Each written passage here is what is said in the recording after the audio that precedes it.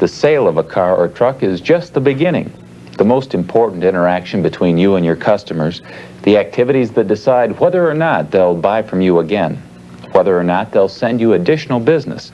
Those relationships start after the sale, and they depend upon following up for long-range, complete customer satisfaction. You can keep your customers happy and satisfied with you and your products by continuing to work with your customers after the sale. We talked with several successful GM salespeople around the country to get their opinions and experiences on the benefits of following up for customer satisfaction. This is Ron Tolfa. He's fairly new to automotive sales, but attributes his success to the fact he doesn't sell price, he sells service. Top salesperson Bill Bechtel believes in responding to customer needs immediately and has built a very loyal clientele as a result. Bob Warner thinks his success is due to going that extra step and treating customers according to the golden rule. Bill Russo knows that a little compassion and a smile go a long way toward getting a customer to remember you. And top salesperson Roy Dodson feels strongly about treating customers more personally because they're going to talk about you anyway, so you might as well get a positive response. Since we started interviewing these salespeople, 3 of them have been promoted to management positions in their dealerships, so they must be doing something right. Let's hear what they have to say about customer satisfaction. At this dealership, we certainly don't only sell cars. We sell service, we sell satisfaction. We've fulfilled some people's dreams. They've waited years to buy some of the products that we sell. And if we don't deliver them a quality product in a quality way and follow up after the sale, we're not giving them full value for the money they've spent. I know when, in the past, when I bought automobiles and I went in to have my car serviced or whatever, 9 times out of 10 the salesman didn't care that I was back there. He didn't care if I had a problem. I had the feeling like, well, he's all done with me. What's the use of bothering him anymore? He doesn't want to be bothered with it. So I had never bought 2 cars from the same person. I don't want that to happen with me. I want them to not only come back and see me in 3 or 4 years when they're ready for a new car, but also, again, to give me that free advertising that I like to have out of their friends. What is confidence? What is trust? What is the relationship? And how do you maintain it? Very simply, by being open and honest and considering the person's needs. If it's not good for your customer, it's not good for you. It's the golden rule. It's being a loving, concerned brother to another brother, or whatever you want to call it, however. But it boils down to simply being open and honest in your relationships. My role in customer satisfaction is a continuation of the sale. It's like an insurance salesman who would carry through a claim on a policy. It's important to me to follow through with a problem or with a visit to the service department for just some general advice. It's important to me. I, as a salesperson, view this to be probably the most important. It then again would lead into hopefully repeat sales. Well, customer satisfaction is a multiple of things. Number one, customer has to be happy with the price of the car. He has to also be happy with the automobile. And he also has to be happy with the service of the car, which probably is the most important thing because he'll be paying on it for a long, long time. Customer satisfaction is what we all strive for in our business. This is the way, the foundation of any business, any long-term success that you have. You can sell anybody once. It's a satisfied customer that comes back and back and back. And when you've been in the business 30 years, as I have, this is a very important part of your business, satisfying them and bringing them back time and again, their friends, their relatives, and associates, and that's the secret. How to bring customers back isn't really a secret. Everyone knows what to do. The trick is to do it consistently. Our salespeople agree that you can do a great job of selling, but it's follow-up that makes the difference. A difference that leads to more sales. I believe follow-up on a customer is most important. First of all, your job doesn't start until after the delivery of the vehicle.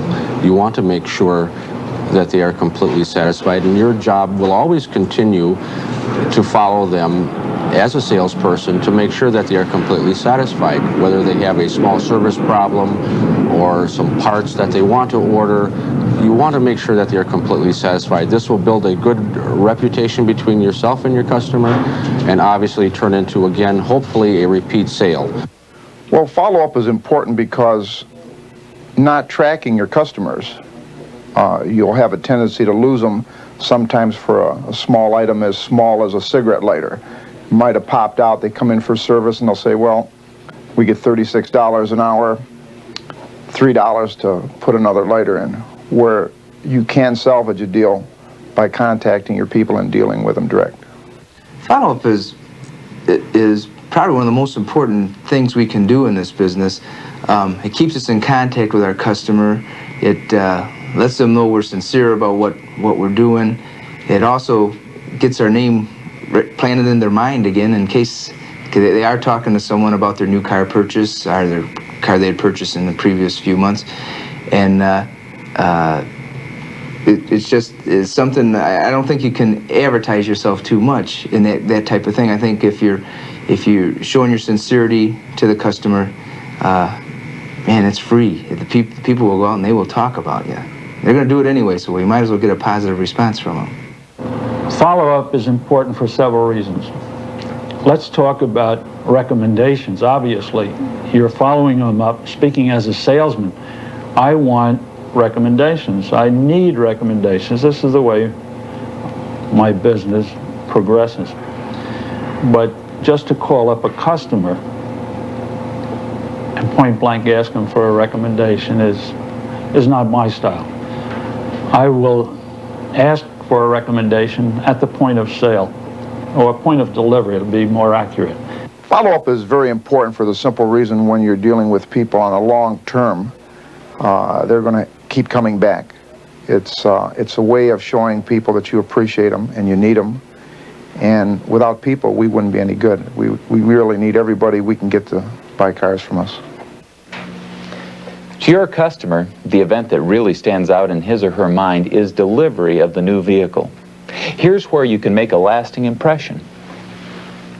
New car delivery, to me, is the most important part of the entire transaction. When they sign the order, they expect to have a satisfactory new car delivery. They don't always receive this. But I think that the only way that you can make it totally satisfactory is to spend enough time with the customer that he has a reasonable working knowledge of all the new instruments and some of the different operating characteristics of the cars that we're selling today.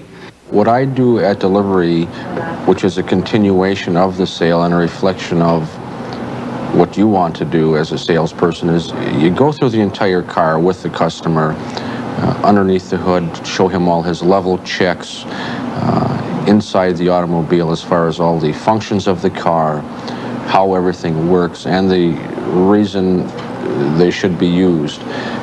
Go into the trunk of the car, show them where the instructions are for the jack, show them where the car should be jacked, tell them about the proper tire inflation level.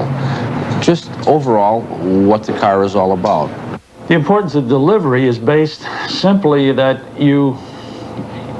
this is the high point. This is in the eyes of the customer, and of course to the salesman too, it's the high point, because you want to see taillights, as we say in our business, but at the same time, it's critical that the customer go out completely informed about his product.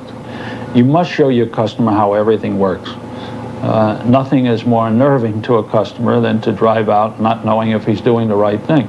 Also, it causes confusion, callbacks to the dealership, and immediate customer dissatisfaction. So delivery has to be done properly. Now, it may be done by the salesman, or it may be done by the delivery man, depending upon the dealership in which you're working or how you work.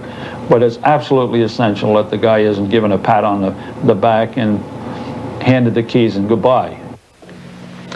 Our salespeople agree that once you've made a satisfactory delivery, that's a good time to seek additional business. Here's how they do it. I ask for referrals at the time of delivery. This is the best time, obviously, to ask for them.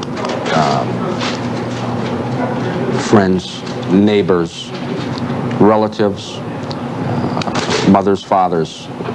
One instance, I had sold a car to a young gentleman who pulled a boat, a little bass boat, and he was more than pleased with his car, and his satisfaction was carried on to his mother, and approximately 3 weeks later his mother came in to buy the same type of automobile.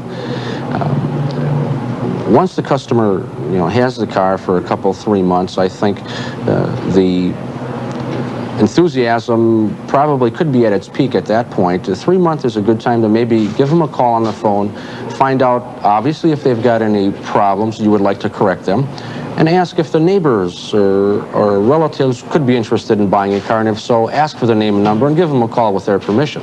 To ask for a referral, you simply ask them, do they know anyone else in their family or in their acquaintanceship who is interested in a new or a used car? And would they have any objection to you calling them?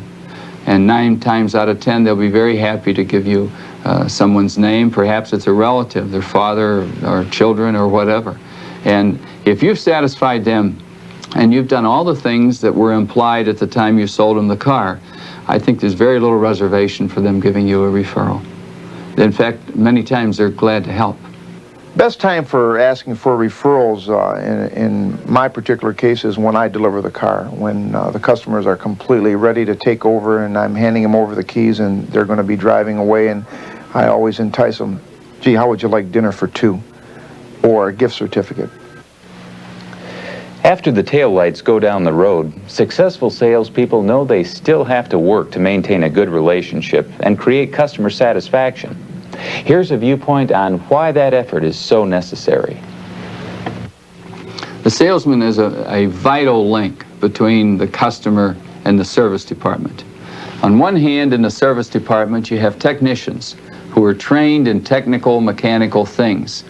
At the other end, we have the customer, who in many cases has absolutely no knowledge of things mechanical and couldn't care less. But again, he wants service out of his automobile. When he has a problem and he brings it in to our service advisor, by the time the problem is discussed and relayed to the mechanic, many times it's an entirely different problem that the mechanic's trying to fix. One story comes to my memory where a customer thought he had a problem with the brakes on one of his new cars. He brought them in, and fortunately, I was able to talk to the customer before the service advisor turned the car over to a mechanic. And actually, there was no problem with the brakes. It was simply in the computer system. But the mechanic, had I not been able to talk to the customer first, would have worked on the brakes, found nothing wrong, felt that the customer was in error, and given the car back to the customer with no further explanation. And the customer would have had the same problem the next day he drove the automobile. So we have customers who speak one language, we have service advisors who speak another language. We as a salesman, we must speak both languages.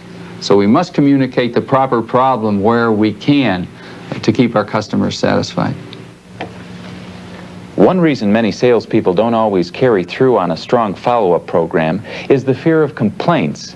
But as our salespeople point out, if you avoid complaints, you also lose out on opportunities. Here are some more of their comments. The fear behind a follow-up call to a customer that you've sold a car, I believe, should never take place. If he does have a complaint or a problem, obviously you want to be there to show them what you meant when you sold him the car the first time. You want to show him that you can take care of him. Show him that you mean what you said. He has somebody to depend on at that point in time, and you should be a professional and face the fact that now you can take care of him and show him how you can. Really, I can't think of anyone that likes complaints. You don't like to receive them, and most people don't like to complain. However, complaints can be looked at as opportunities to give service, opportunities to help and weld the customer to you. Oftentimes salesmen are afraid of complaints. There's really nothing to be afraid of. Some salesmen hesitate to call a customer after a delivery because they don't have that much confidence perhaps in their service department. For whatever the reason, complaints are an opportunity to be of service. You can become better with a complaint, or you can become bitter. I look at complaints as a way of being better to my customer. To respond to a new customer that has a problem or a complaint, I think there's one word, and that's immediate. No matter where I am in the building, the switchboard operator is instructed to phone or page me, and that I will immediately respond to whatever problem or complaint they might have. In addition, on my business card, they have my home phone number, and they're encouraged that if they have a serious problem, they're welcome to call me at home. I have not had any abuse of this offer, but I think the key is immediacy, because we don't know what's going on in this customer's mind. He might think that service soon means a catastrophe. We know it doesn't, but we must communicate to him on his terms. So I think you've got to be a willing listener and do it immediately. You may have a good attitude on encountering customer complaints, but the customer may not. How do you handle customer complaints to repair or build your relationship? Here are some tips from our salespeople. My technique on handling customer complaints is basically taking the attitude that the customer is brought into the dealership with them. Sometimes they come in and it's one of, well, Roy, I got a little problem here. The real easy attitude, so we can kind of joke with them a little bit, make them feel a little relaxed, and get them in a frame of mind where they're feeling a little better. Those are the easy ones. The hard ones are when the guy comes in and maybe he's had it in 3 or 4 times and he's had it up to here a little bit. He wants to go all the way to the top. Well, those are the ones we want to sit down and talk to, and of course you're going to have to be serious and take his problem that it's a real problem and like it's a problem of your own. It actually is a problem of mine because my customer is unhappy. And then we want him to know that we're going to get involved. We're going to find out where the problem lies and take care of and do what's right for not only ourselves, but do what's right for the customer. Well, I really try to stop somebody right in their tracks if I'm face to face. Number one, be when someone is going to start to complain at me. The first thing they do is they rattle off, and I have to stop them immediately.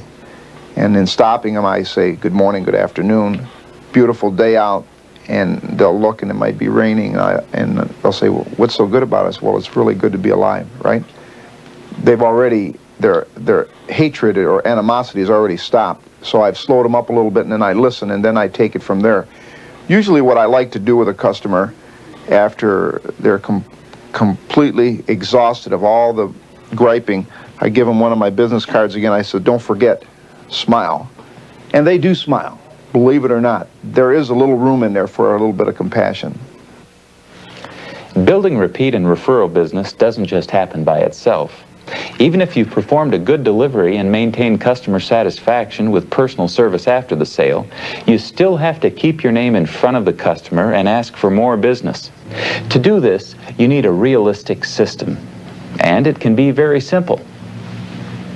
The method that I use to follow up a customer of mine would be a 3-day follow-up after the sale, an initial early contact with them to make sure that everything is as expected, a 1-month follow-up to find out the same, and hopefully you might have some meeting before that would occur, or for whatever the case would be, and a continuous 3-month follow-up until he would buy another car. You see, you follow him through the entire life of the automobile. Every 3 months would be the best follow-up method. Stay in contact with him as often as you possibly can. We have several systems here at this dealership for follow-up of customers. We have a card file in the office that's available to all of us. I also keep a personal file of all of my written sales contracts. But for quick calls, I use a small card file such as this one, where I have all of my customers listed alphabetically. and any other pertinent information that might be important, including which model they bought and when they purchased it. So that if I have to get in touch with them, either by mail or by telephone, I have this immediately in front of me, and I don't have to search around for the number. My follow-up system is simple because I am not one to work hard. I'm not used to a complicated system. I like a very simple system. And basically what I'm doing, as you can see from this desk here, I have folders based upon each year's invoices. What I have sold each year, I have a copy of the invoice which the customer received. And on that invoice, of course, is the model, the car, what he paid for, like any invoice. It'll have his name, his phone number. It should have 2 phone numbers, home and business. That's important, going back 5 years. When it gets beyond 5 years, I go into a card file system. But I try to average 20 calls a day, 20 direct contacts with a customer every day. Now that's 20 written and 20 over the phone. In other words, when I write a letter, 2 days later I want to call that customer and ask him, did he receive the letter? And this is the way it goes, 20 calls, 20 letters. If you do that, and it doesn't sound like much, but if you can do that consistently, it's realistic. The goal is realistic, it can be attained. I have a very unique follow-up system. I try to work with most of my customers through the service department. If someone's coming in for service, once they come in and the order is written up, I'll bring them up into the showroom floor and have a cup of coffee, and I'll chit-chat a little bit with them. And when they're just about through with their coffee, I'll always ask them, did their neighbor get a new car yet, or do their kids need a car? Could be new, it could be used. I find that it's more effective eye to eye than really working on the telephone. I use a follow-up system. It's simple, but for me it works. It's a 2-part follow-up system. I have a book that I keep for each year, keeps track of the number of units I had for that year, but also gets everyone categorized so I know where I was and who bought in what year and where to go to. But it tells me what I did for the month, the type, what I sold, whether it's a stock or an order, what I sold the customer. And also, I can flip to the back in alphabetical order. I have the customer address, their phone number, the type of car they bought, when they took delivery. It's a helpful tool, and sometimes when I had the customer on the phone, I can look up their name and kind of see what they bought and mention the car to them. Makes them feel a little bit more like it's a personal service, that I do know who they are, I do know their automobile. The result of all your follow-up efforts is not just customer satisfaction or having people think that you're a nice guy. That's important, but the bottom line is you're going to make more sales because of it. Many times a salesman's efforts can salvage a sale that looks like it can be lost. One experience that comes to my memory is an automobile that I had sold to a couple through a referral. From the onset, or from the time they took the car, it seemed to have more than its share of problems. These problems were electrical, they were mechanical, they were appearance. There was just many, many problems involving several toe-ins also. At no time during all this period did I ever ignore any of the phone calls that these people made, or did I ever make light of the problems that they were having with this automobile. On the contrary, I worked with the service department, worked with the customer in an effort to solve their problems. As a result of this, they sent in another customer to me who purchased a car.